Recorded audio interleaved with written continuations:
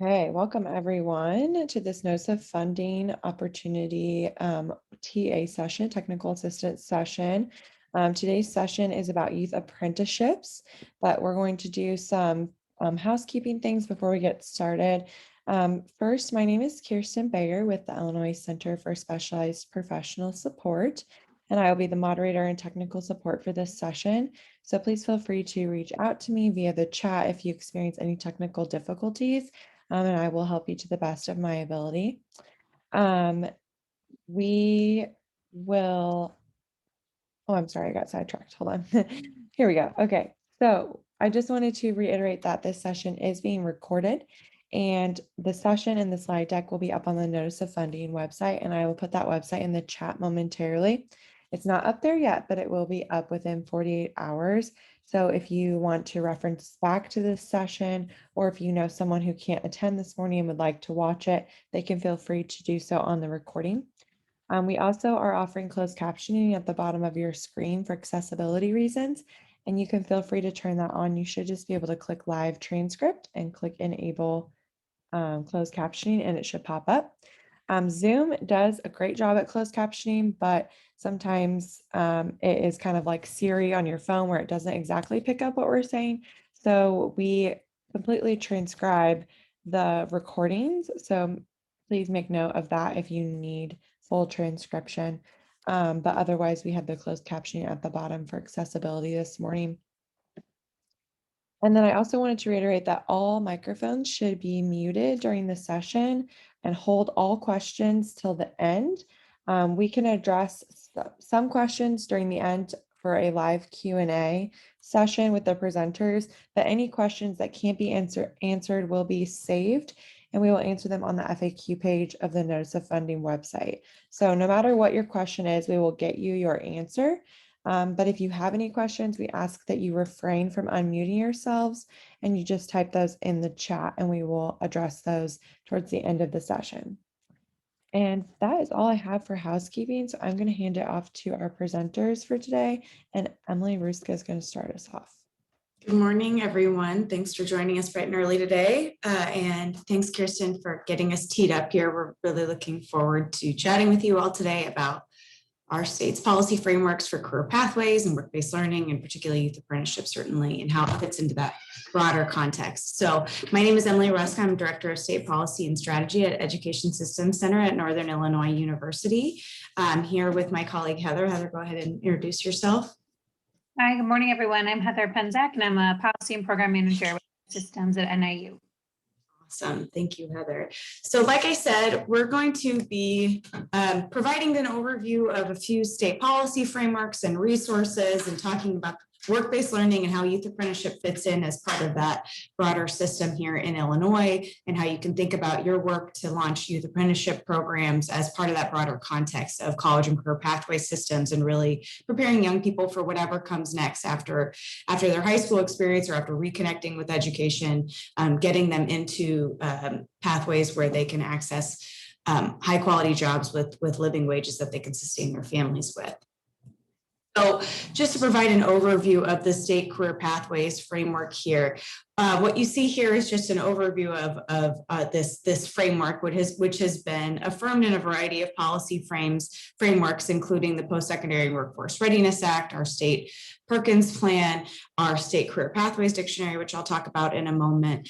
That this work builds from years and years of work in Illinois, or this visual builds from years and years of work in Illinois and across the country, best practice research, et cetera, into what are those core components that make for quality college and career pathway systems. And so that doesn't mean that all students end up going to a 4-year degree right out of high school, and that's the only path to success, right? I think we can all agree that there are multiple paths to success, and it takes this broader system effort. So starting on the left here, we've got those kind of underlying core components that make college and career pathway systems tick. So individualized planning, so that support, those direct supports being provided to students and young people in a variety of contexts to help them think about what are the skills that they want to be developing, what are the jobs that they're interested in, what does it take to get there, including the career-focused instruction. So contextualized learning, how are we providing coursework in an academic setting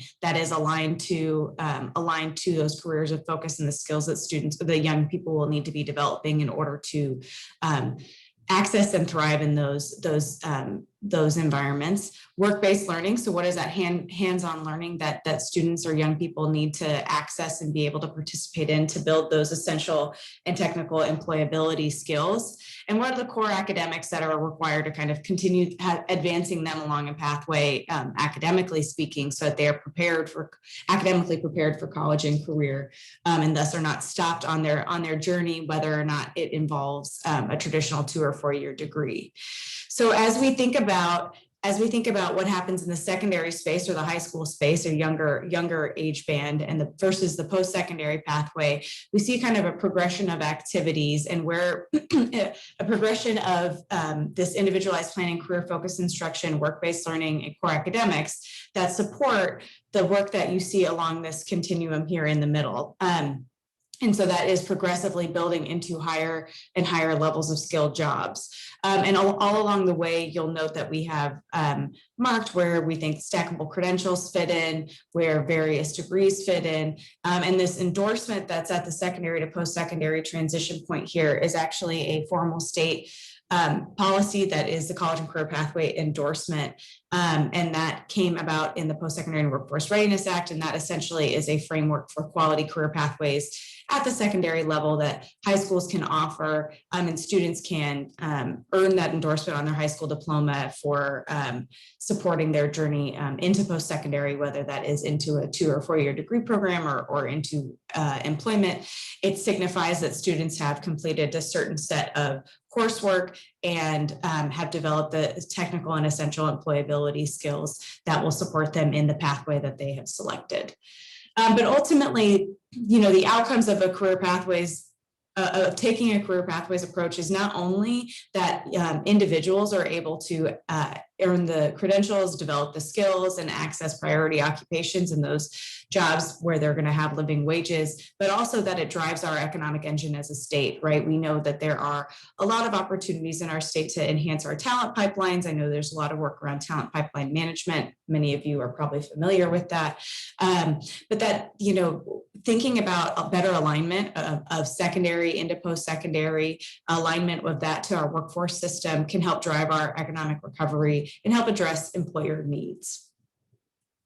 So just to, again, kind of run through the component parts of this framework, we have foundational skills for all careers kind of as the base of the pyramid, right? So regardless of what experiences a student has or a young person has, that they should be supported in a variety of ways to develop the employability, entrepreneurial, and technical skills that they need in order to succeed in the workplace.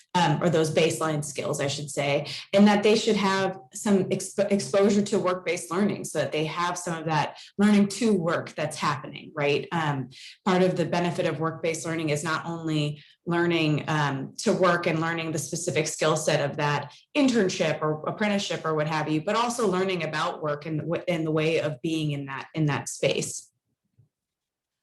2 is this notion of acceleration towards a career area. So that is that career focused instruction. That's a focus on early college credit, in particularly in those strategic early career focused subjects. And Heather's going to talk more about how that fits in with the model programs of study frameworks and guides that have been developed in support of Perkins, but that can be applied more broadly. And that we think about not only CTE and Perkins, career and technical education and Perkins as a method for providing these supports in coursework, but also that we think about what are the ways that we can complement that technical coursework with general ed courses. What is the way that general ed courses can be contextualized? Think about geometry and construction type courses that can help support students to apply their learning even in the context of getting their gen ed credit, et cetera. And then, finally, is making sure that they're academically ready for college. We want young people to have their options open. So it's not enough to get them ready for just that first job out of high school. If they need to return to some sort of post-secondary education and training in order to advance along a career pathway, they need to be ready for that credit-bearing coursework at the college level. And that's primarily in English and math because those are the gatekeeper courses that can stop a young person out of their pathway if they are being slowed down through remediation. So finding any way we can to reduce the need for developmental education and ensuring that young people are prepared academically for college. And then the final kind of policy piece that I will talk about before talking about one resource and then introducing the model programs of study and then handing off to Heather is the Illinois Work-Based Learning Continuum. So I've pointed out 2 points in the continuum because Heather's going to talk more in detail about each of these.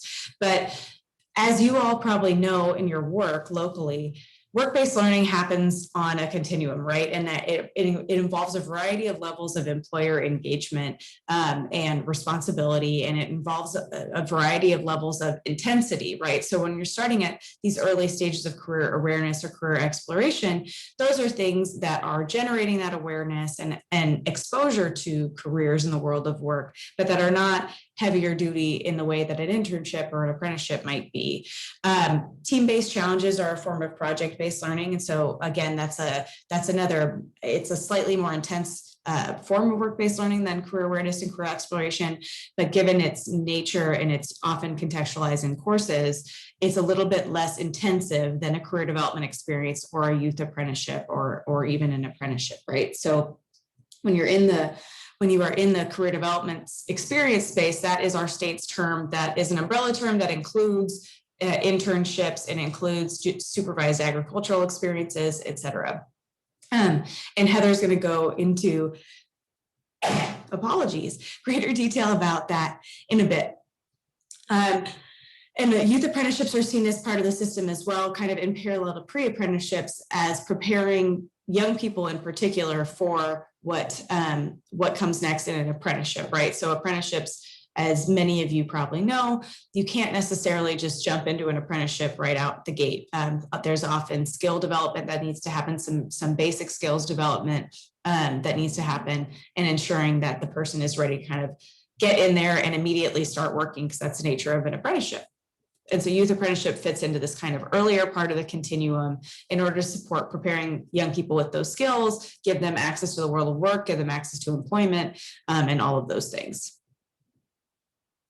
So all of these things are included in the State Career Pathways Dictionary. Like I said, that state policy framework for career pathways and the state career pathways definition, which is included in the dictionary, really came about after years and years of work. And this dictionary was just meant to say, how do we put those terms in the same place? How do we provide a resource that helps people make sense of our policies and helps them put it into action? And so it includes not only that continuum of work-based learning and definitions, but really the most notable piece is the unified definition of career pathways, which is grounded in WIOA statute and has been and was refined with an interagency committee to ensure that it was reflecting the types of work that we're seeing in Illinois and that it would be supportive of work in Illinois. So that is included in the dictionary and is really the kind of cornerstone of it as a resource.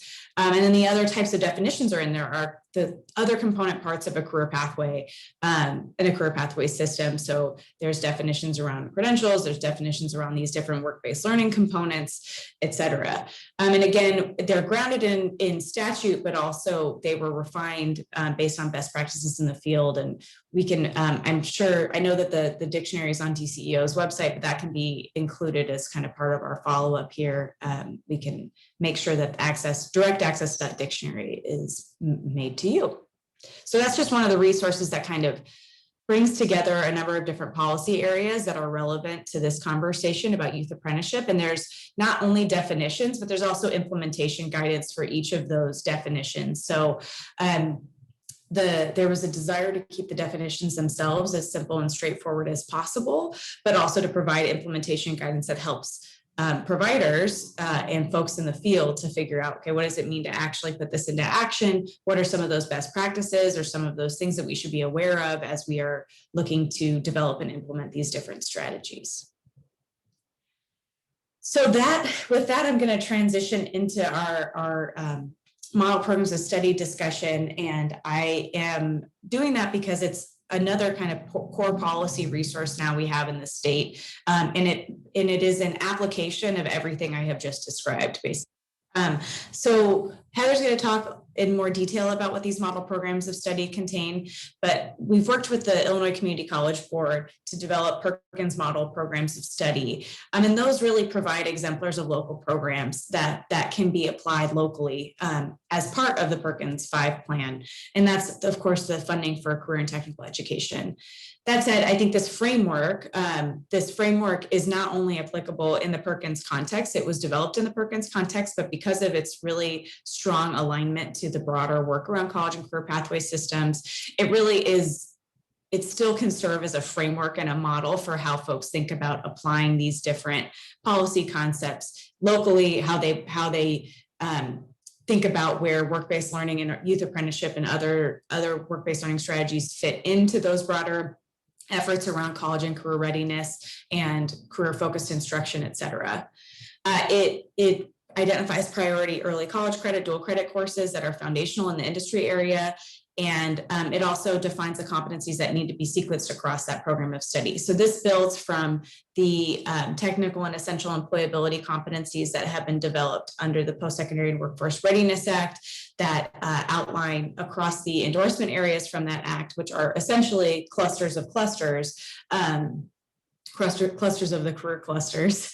There are 7 endorsement areas, there are 16 career clusters, so it makes it a little bit more simple. But those endorsement areas have competencies that have been mapped, that were developed in combination with employers and secondary and post-secondary and workforce representatives to say, what do individuals need to know and be able to do in that field at an entry level. And so the model programs of study they pull those competencies in, they think about how do we build to those competencies through programming, whether that's coursework or work-based learning and the combination therein, but also for those early college credit courses, what are the kind of core skills that need to be developed through those. And Heather's going to talk a little bit more about the methodology, so I'm not going to dive into too much depth about that. But the moral of the story is that these programs of study were developed in a back mapping approach. So we took labor market information and looked at jobs that have living wages and that are growing in Illinois, and back map that to the post-secondary programs and other credentials that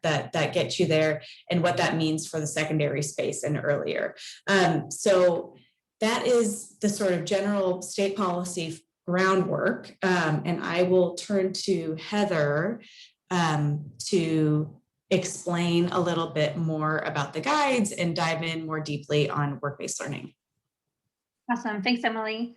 And so, as mentioned, we've developed model programs of study guides for these high in-demand industry sectors. It can align to those different endorsement areas and those clusters. And so we have 4 current statewide guides. So these have gone through an advisory committee process, which I'll explain here. They've gone through public comment, and all that has been incorporated and they've been published. So in health sciences, information technology, education, manufacturing, and engineering, those guides are published and approved. Those are the final guides. We do have new guides coming up that have recently gone through a public comment process, but are available on that site there in the bottom left to go and take a look at. You know, there'll be some adjustments that are made due to public comment and what was received, but those will be published soon here in August as well. But those are in agriculture, food and natural resources, arts and communications, finance and business services, and architecture, construction, and energy. And so these were developed, you know, primarily through this advisory committee process. So there was a lot of desk analysis done, but thanks, Emily. It really was this role of the advisory committee that made these guides happen, right? So, you know, on our end, it had systems. Before we convened advisory committees, we did a lot of research. We looked at community colleges, we looked at labor market information, and we started to see, okay, what do we think are those promising courses? What should those pathways look like? What should students do 9th through 12th and then recommend in post-secondary, and how does that transition? But with all that research said, the role of the advisory committee was really to provide that expertise and guidance for what's truly happening, right? That you can't always see just by looking on websites and looking at data. So what are the trends in the industry that aren't reflected in labor market information? Are there certain emerging roles, like roles that seem to be promising in labor market information, but from the industry perspective, maybe aren't as much, right? So where we might have had a focus on that initially, we need to shift that focus. So those real trends happening now and what industry is seeing is happening as we move forward were reflected within these guides. Looking at those credentials or degrees that are emerging as most promising, again, looking at our research and saying, here's the credentials or degrees that we are seeing that would lead to a living wage, that have jobs that have a high growth. But are there others that are emerging, right, that maybe not be showing up quite yet, but are seen as promising and would be of value to an employer? And really too, how that analysis relates to on-the-ground implementation. So there might be, certain courses that we were suggesting to be included in the model program of study. And while those might be the right courses, when implementing them, there were some difficulties there. So thinking through how are we doing strategic courses that also can ultimately and eventually be implemented within communities.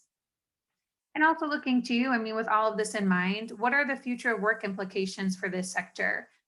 What is it going to look like? What are those skills that we see a growing need for in individuals to have in order to access those high wage, those high growth careers within the field? And they inform some really key decision points. So one of them definitely being the pathway map approach. And I'll show you a map here in a moment about how that all got built out. Very much selecting those strategic early college credit courses. A big component here was thinking about prerequisites and how prerequisites might even vary from college to college, right? Because the course was just a little bit different. And so understanding, okay, here's how we think the prerequisites are. How are they really? Here's what we believe the content of the course to be and to transfer into the subsequent course. Does it really? And they would really help us problematize that and make some key decision points there. And then ultimately identifying those key competencies. So we have existing state technical competencies that were embedded within there, but also what are other competencies as we think about the future of work, as we think about trends, as we think about the jobs and the skills that are needed. How are we calling those out and really defining those well within these model programs of study? So as communities are designing this, they can keep those competencies in mind, specific to a course and also at times regardless of a course, but just as a part of the pathway and how individuals are being supported. And so we took, a backwards mapping process. So started at the beginning here on the left, and what are those high priority occupations? What are the things that we're ultimately going to be mapping to? So not starting, with what courses we think individuals should take, but ultimately, where do we want them to end up and how are we going to get them there? Before that occupation, what are those promising credentials and those stackable degrees or certificates that we need to be thinking about that will get them to that occupation? And then with those stackable degrees, certificates, credentials, now thinking through, once we have those identified, what are going to be those strategic community college courses that are going to lead to those? And you'll notice on here that we have community college courses. These maps are set up for students to either go to community college and then transfer to a 4-year if that's the path that's needed or makes sense to get to that high priority occupation. They are set up as well if it made sense for that individual and if it made sense for that occupation to go right to a 4-year. But we really wanted to show the path and the multiple ways that you can get to that high priority occupation that are not just, even as Emily mentioned earlier, that are not just straight to a 4-year. We actually know that a lot of individuals are going straight into community college or they're coming back to it later, right? And so how are we showing that community college path? And so those strategic community college courses are what's highlighted here. We also know that high schools, right, they partner generally with their community college courses to offer dual credit. So where are we thinking through, again, how those can be offered within the high school space? And so as we have those identified, now we start thinking about that transition. So what does it look like to map those courses, to put them at the right levels for students, to go from secondary and then transfer into post-secondary? And when they transfer to post-secondary, they've already got some of those career focused college credit courses behind them. They're also academically ready, right? They've taken those courses. And they're beginning post-secondary with a leg up. They're not taking necessarily their intro courses, but they're really starting to engage in that career. Like Emily mentioned earlier, when you're thinking about an individual who's done all these things, they are more than ready and they're more understanding of what it is they want to do because they've taken these courses within their secondary experience. And then once we have those, defining where we need some related technical competencies, whether if that's a course that we identified that's not currently IAI, which is the Illinois Articulation Initiative. And so an IAI course is something that would transfer across the state, but there are also strategic courses that don't necessarily have that designation, but we see offered across community colleges. And so we would define competencies for those courses to help guide folks as they're thinking through what that looks like. But at other times as well, thinking about the pathway and what additional technical competencies should be there. And so what this all results in is a big old map. And so there are, if you go to that link, there are guides that narrate this map and they talk through it. I know here on this screen, you can probably barely read any of this. You can probably just see where it says health sciences. But it is a lot on here, but the idea is that it's really guiding an individual, it's guiding an administrator, a counselor, it's guiding a program to really think through this all together, right? So again, very much encourage you to go to that link, and I'll walk through this map, and I'm going to zoom in on one piece in a moment, but in our kind of on the left side here, we have that coursework. And so we're talking through what are those career focused courses, but also what are those core academics that we would recommend within the model program of study.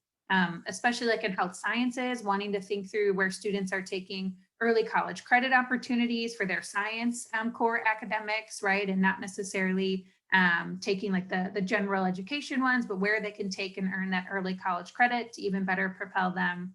And in math too, right? Thinking through the different math requirements as you would move to post-secondary from secondary, where we need to make sure that students are equipped and supported to be successful as they transfer and move into post-secondary. And then on the right here, we really focus in on what are those post-secondary options. So, again, as you might spend some time looking closely at these, you'll see where these transfer into AA or AAS programs that then transfer into four-year programs, or might culminate even with an associate's degree, right? But it shows all those different pathways to get to the different credentials and degrees that ultimately then on the bottom right, we list out some selected occupations, wages, job growth. And so it's very much there for someone to see, right? If you want to be a respiratory therapist, here's what your median hourly wage is going to be. Here's what the job growth is looking like in Illinois, right?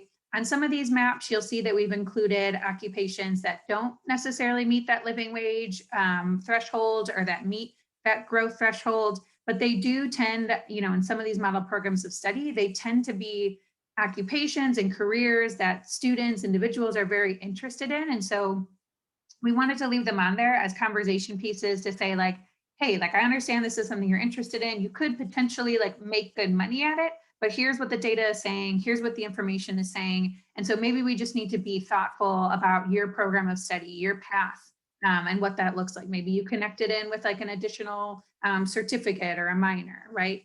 And so where we'll then dive in now is in that career focused courses space and to the piece of where a career development experience or where a youth apprenticeship fits into this. So in this brown bar here at the top where you have the career focused courses, it identifies for you. And so I'm zooming in on that upper left of the map that we just looked at. We're outlining here as a model program of study. And again, this all tends to then, once it's implemented within a community, where are those courses that can be offered? What teachers within a high school might be qualified to teach that dual credit, or where are you exploring dual enrollment for these? And maybe you're building towards some of these courses, right? But this is the model to strive towards. And so these are also connected to CTE courses that are a part of the Illinois State Board of Education pathways as well, that you'll see outlined even more explicitly in some maps. And so within your orientation or introduction, suggesting that between grades 9 and 10, you see a lot of these, orientation courses, kind of introductory courses. Students in that space, you can see on the bottom, are doing some career exploration, right? They're starting to understand what it is that they really want to do and maybe what specialty they want to pursue within that career area. And then as you move into skill development, you start to take some of those early college credit, those dual credit courses. Again, identified here that medical terminology and intro to anatomy and physiology within the health sciences track are seen as strategic and highly transferable across institutions in Illinois. As you move into capstone or advanced, you start to see some specifications here, right? So going into certified nursing, pharmacy tech program, or another sequence that might lead to an industry credential. If you look back at this map, there's a lot of different programs. But then on the bottom here in work-based learning, you can also see the career development experience or a youth apprenticeship. So as you're thinking here about a program of study within your community, right, there may be opportunities and to strive that are currently exist or that you're striving towards to offer dual credit, but maybe those don't exist quite yet, right? Especially thinking about that capstone grade 12.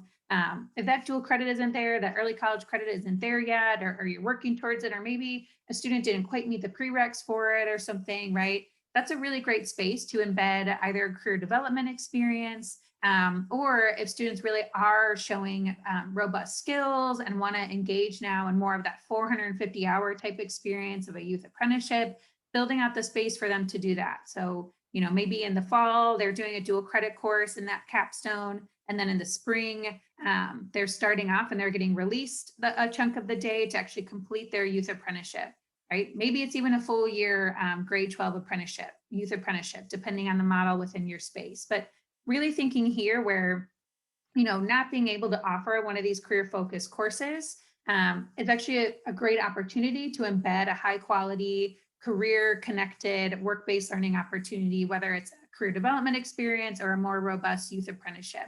But also if you can be offering those dual credits within grade 12, where you can still connect in that work-based learning and get students as much early college credit as possible before they would graduate.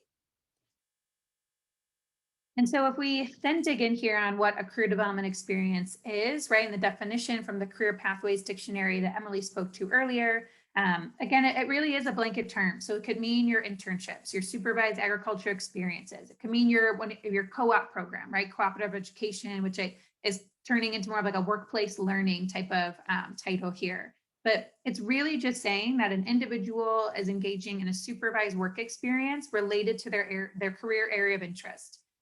So, you know, you could even potentially, if an individual had a job, right, that didn't quite seem connected to their career interest area, how could you think intentionally about that job? Or they could find opportunities at that job to get it linked into their career interest area where they could gain some of those related technical skills. But ultimately, these 6 components need to be true for it to count as a career development experience. It occurs in a workplace or under authentic working conditions. I keep saying that these authentic working conditions were very much problematized this last year. And so we have seen that you can do remote type career development experiences, right? But there is some additional thought, some additional logistics behind those. I mean, personally here at Ed Systems, we've had a remote high school intern this whole past year. And so it's definitely different, and you have to be more thoughtful about the tasks that they're assigned and how you're checking in, right? But it very much, authentic working conditions can have so many different models, right? But it shouldn't be, it should be a new kind of environment for that individual to deal with new expectations, a new person that they're interacting with who's supervising them. But they should also be co-developed by an education provider and at least one employer in the relevant field, right? Talking through, okay, here's what we want to happen. What would this look like when the individual would actually come to you and complete this? At this point, you know, an individual is providing work. So part of a career development experience is that professional development and awareness, understanding even more of a career, but they are also ultimately completing tasks for an employer. So there should be compensation or educational credit provided. And these 2 pieces here are really key, right? So where is it reinforcing professional skills, those foundational ones, especially within the essential employability skills framework, but also technical skills as appropriate and as possible. And then where is there a professional skills assessment? Where is there a moment that participant, that individual is hearing feedback about how they're doing, where their strengths are, where there's some areas for improvement and what supports can be provided for that. It's a key strength to even have that feedback conversation with an employer. So for a student to have a mentor, supervisor at that site, and then to talk through with them and ask them questions. We all know we go through annual evaluations. That's a really key skill that students can build and can help them continue to problematize and think through how they're continuing on their pathway, because they have now engaged in a really intensive experience. And then taking place for a minimum of 60 total hours. So, you know, different from a more robust youth apprenticeship, where in the dictionary that's at 450 hours. These career development experience are at that minimum of 60 hours. And there's a toolkit here. This was one of my first projects that I wrote in collaboration with the Illinois State Board of Education and DCEO. And it really takes you through the whole process. So this toolkit would also be applicable to a youth apprenticeship program as you're thinking about getting started and onboarding participants, onboarding your hosts, providing and doing site visits and supports during, then wrapping it up. Right. So youth apprenticeship does fit into this kind of career development experience bucket, but it does also have its own kind of definition and spelled out within the career pathways as well. But this toolkit is there as a resource. It's got all kinds of templates and things that you can utilize for it. And yeah, you can go ahead, Emily, thank you. And then there's an emerging resource as well, which is the CDE Toolkit companion piece. It's actually out right now for public comment. Would love you all, as you're able and interested, and to share with your networks as well, to review and submit public comment here. But it really is meant to be viewed in tandem with the CDE Toolkit. The toolkit that I mentioned earlier is very much in the weeds about all the logistics of things. It provides different community models as well of career development experiences and the way they've done the different components. But the purpose of this extension is really thinking through what resources are needed, what questions need to be there, what information needs to be there, what models need to be there, as we're really thinking about addressing stakeholders outside of a traditional high school. So thinking about a community-based organization, workforce development organization, right, to then serve youth more inclusively. There is a focus in here on opportunity youth and some of the target populations within that. But there's a lot of asset-based, solution-oriented models in there, and information too about how to engage with employers, how to do a year of follow-up with those individuals. So it's, again, out right now for you to view and take a look at, but also definitely to submit public comment. And with that, unless I've missed anything, Emily, I believe we can have some time for questions. Let me, if I could unmute myself, there we go, classic. It's not a Zoom meeting without someone trying to talk without unmuting themselves. I just wanted to kind of revisit why we were offering up those resources. And again, we can make sure to share those links. And I realize we need to embed the PWR technical and essential competencies in there as well, because we think that that is a helpful resource. I know we talked a lot about kind of the policy frameworks and the career development experiences and those resources. And while the CDE toolkit and that companion piece were not developed saying youth apprenticeship, the component parts and the tools and the principles that are outlined in there around wraparound supports, around what competencies should be worked towards, et cetera, those are all very applicable in a youth apprenticeship context. And I think the reason why DCEO asked us to share about the model programs of study and the pathways framework is to say it's youth apprenticeship models can be extremely powerful. And I know that there are some folks online here who have already been doing youth apprenticeship, and I'm sure they've had great success thus far.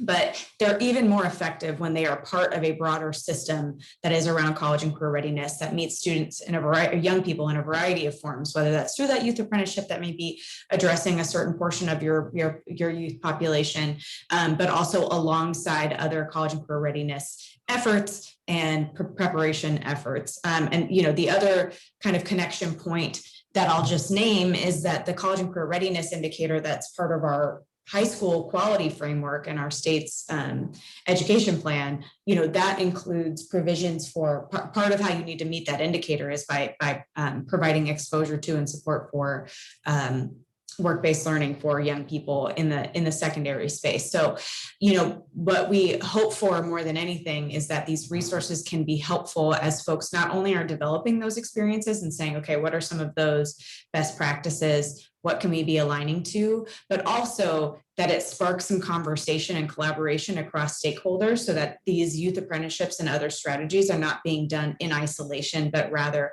are complementing and reinforcing work that's happening through traditional education spaces and others. But definitely happy to take questions as folks might have thus far.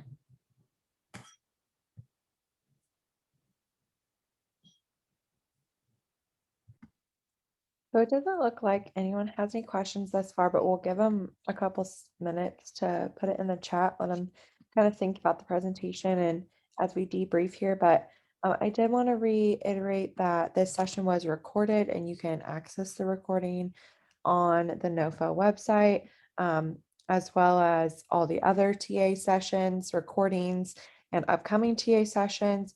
We do have another TA session this afternoon regarding apprenticeships with the military.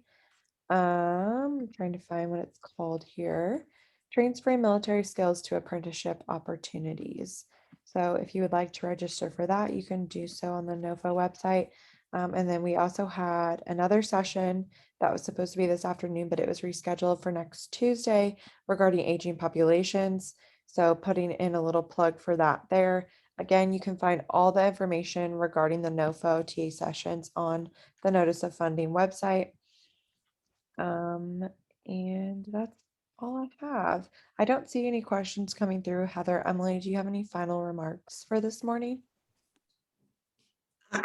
For me, from my end, it's just thanks for the opportunity to share more about these policy frameworks and how they can connect to the work that is emerging. We're really excited to see all of the work happening around the state on youth apprenticeships and other models of work-based learning. And it looks like there might be someone with a quick question. Dominique, do you want to just drop it in the chat? Oh, sure. Yes. That way we can have it documented just also for FAQ purposes. But yeah, I think generally, like, you know, just we're excited to see the work that y'all are doing, and we're hopeful that it can be that these different resources can be supportive of that work. Heather, I don't know, while Dominique's typing out her question, if you've got final thoughts too. No, I mean, agreed. Oh, for the guides, what website? Yeah, Kirsten, I'm going to defer to Kirsten on the NOFO website link, but we will definitely share. We will definitely share the links. There will be links embedded in the slide deck that's going to get uploaded to the NOFO website for sure.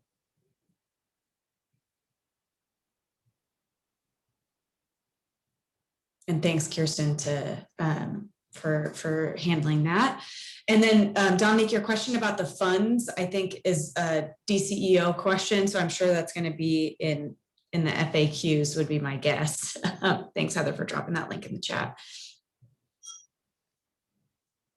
Yeah, no, I would just very much say that developing a program of study, developing youth apprenticeships is no easy feat, but to that piece that Emily spoke to earlier, where you can get the collaboration and partners at the table to have these conversations, just really make sure that you have a robust, thoughtful program that really does help individuals problematize and gain skills and experience to ultimately set them up for a job that has a high living wage, it has a lot of growth, and sets them up for success within their own lives.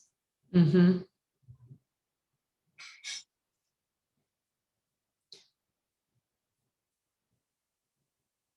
Awesome. Thanks so much, everyone.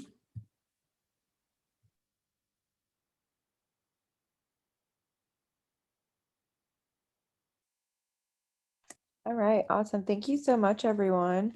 And I don't see any other questions coming through, so we will close out this morning. I will save that chat so your questions will be answered on the FAQ and on the NOFO website. And I did put that website in the chat for you all. And so we will close out this morning. Thank you so much, Heather and Emily, and everyone have a great rest of your Thursday. Thanks, you as well. Thanks. Take care, everyone.